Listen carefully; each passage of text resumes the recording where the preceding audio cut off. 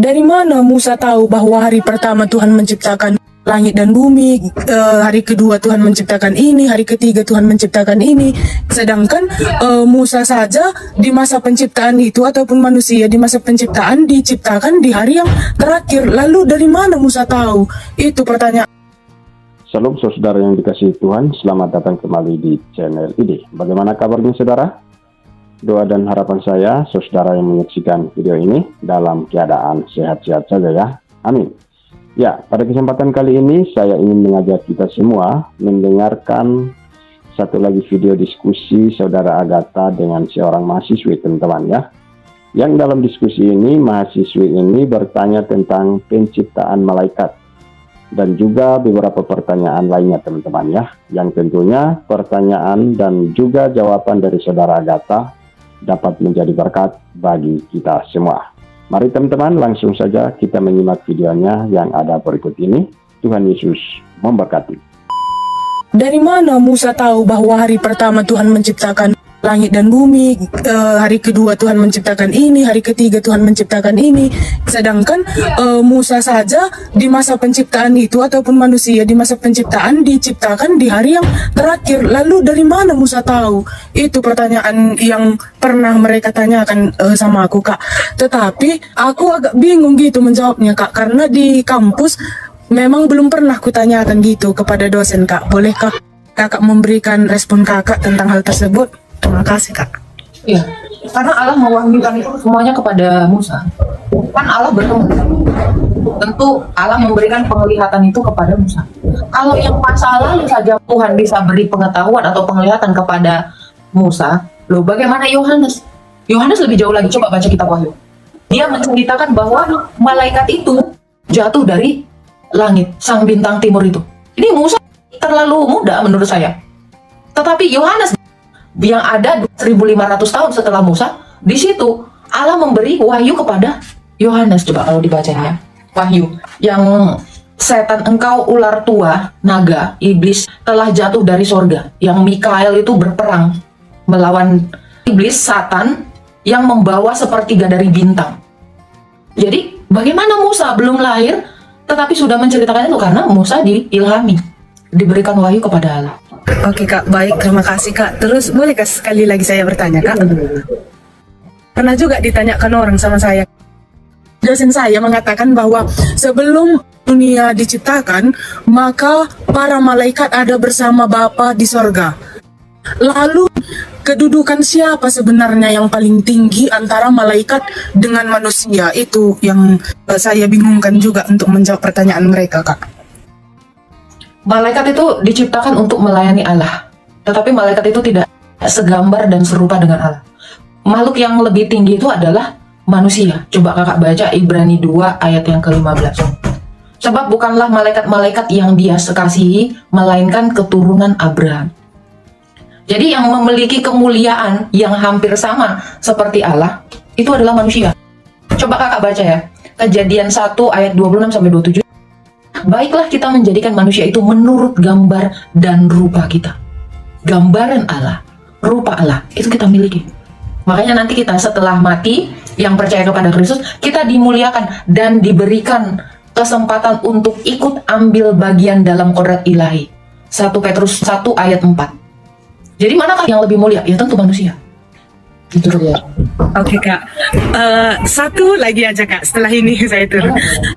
Saya kan sering nih masuk ke live kakak, melihat ataupun mendengarkan tentang pertanyaan orang-orang kepada kakak.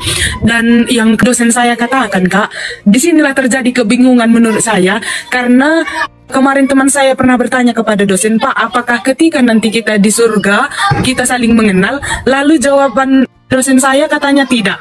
Sedangkan kemarin jawaban kakak yang saya dengarkan, bahwa di surga nanti kita akan saling mengenal. Itu, terima kasih, Kak. Kemarin itu saya udah kasih dalilnya ya kan. Coba kamu baca Markus 16. Di situ kan ada seorang kaya dan seorang miskin yang bernama Lazarus.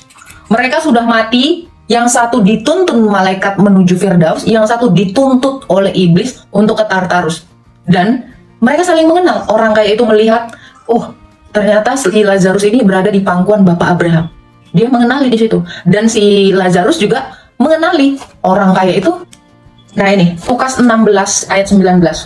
Ada seorang kaya yang selalu berpakaian jubah ungu, saya masuk aja ke 22. Kemudian matilah orang miskin itu, lalu dibawa oleh malaikat-malaikat ke pangkuan Abraham. Orang kaya itu juga mati lalu dikubur. Sementara ia menderita sengsara dan dia memandang ke atas.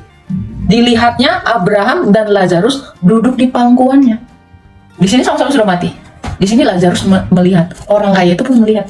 Jadi siapa bilang kita tidak saling mengenal? Lalu Kak, kita mati.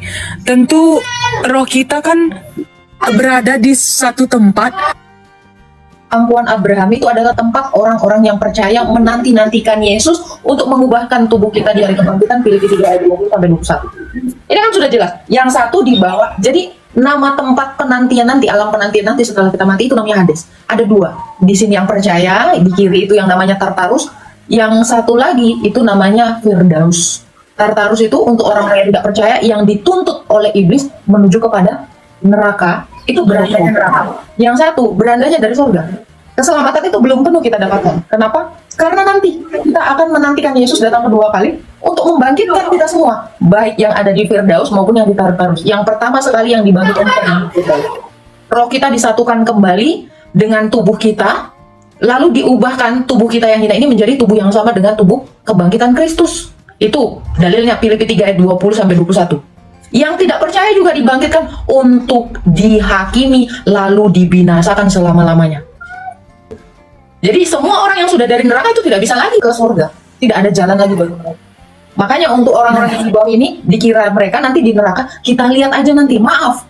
Karena kita semua yang sudah di Tartarus atau di Firdaus itu tidak bisa berubah tempat. Kita semua masuk sebagian kita gitu. Dan itu tidak akan begini. Dan masalah soal tidak mengenali, Kristus Yesus itu sudah mati dan bangkit. Apakah Yesus mengenali murid-muridnya? Mengenali. Apakah Lazarus juga setelah dibangkitkan tidak mengenali keluarganya? Mengenali. Jadi nggak ada dasar yang mengatakan kita mati nanti tidak saling mengenali. Itu salah. Tidak ada dasarnya di dalam Alkitab. Tetapi di sini dikatakan saling mengenali. Jadi seperti itu nanti kebangkitan itu. Yang percaya dan tidak percaya semua dibangkitkan. Yang percaya itu untuk diberi kemuliaan. Yang tidak percaya itu untuk dihakimi lalu dibinasakan. Kebinasaan itu adalah menderita selama-lamanya karena mereka jauh dari Allah. Oke Kak, maksud saya Kak, yang menjadi kebingungan menurutku, kita kan nanti dibangkitkan ketika Yesus datang ke dunia untuk kedua kalinya. Gitu yang Kakak bilang tadi kan.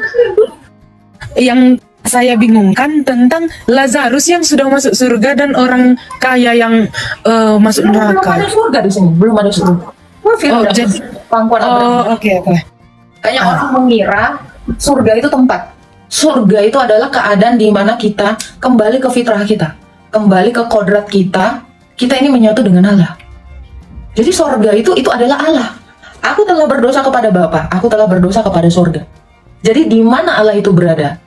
Kita berada bersama-sama dengan Sang Bapa, itulah surga, keadaan menyatu dengan Allah. Jadi bukan artinya surga itu tempat. Firdaus itulah yang dinamakan tempat sementara. Karena tempat kita nanti adalah di bumi yang baru dan langit yang baru. Oke, terima kasih ya Kak. Ya, teman-teman sekalian, sangat luar biasa ya jawaban dari Saudara Agatha ya. Semoga dapat menjadi berkat bagi kita semua. Ya, sebelum kita akhiri video ini, saya akan bagikan bagi kita semua satu ayat firman Tuhan yang sangat luar biasa, yang terambil dalam Mazmur 34 ayat 7, yang bunyinya begini teman-teman ya. Malaikat Tuhan berkemah di sekeliling orang-orang yang takut akan Dia, lalu meluputkan mereka. Wow, luar biasa saudara ya. Ya, jadi saudara mau hidup dikelilingi malaikat Tuhan? Kalau saudara mau, maka jadilah orang yang takut akan Tuhan. Orang yang takut akan Tuhan adalah orang yang hidup dalam kebenaran Tuhan. Orang yang hidup dalam kebenaran Tuhan selalu dalam perlindungan Tuhan, sehingga meluputkan dari yang jahat. Karena malaikat Tuhan berkemah di sekeliling orang-orang yang takut akan Tuhan. Wow, luar biasa saudara ya. Ya, dari ayat di atas dapat disimpulkan bahwa apabila hidup kita benar dan takut akan Tuhan, maka Tuhan akan selalu melindungi hidup kita. Ya teman-teman sekalian, demikian video ini, semoga bermanfaat bagi kita semua ya. Tuhan Yesus memberkati dan sampai jumpa di video selanjutnya.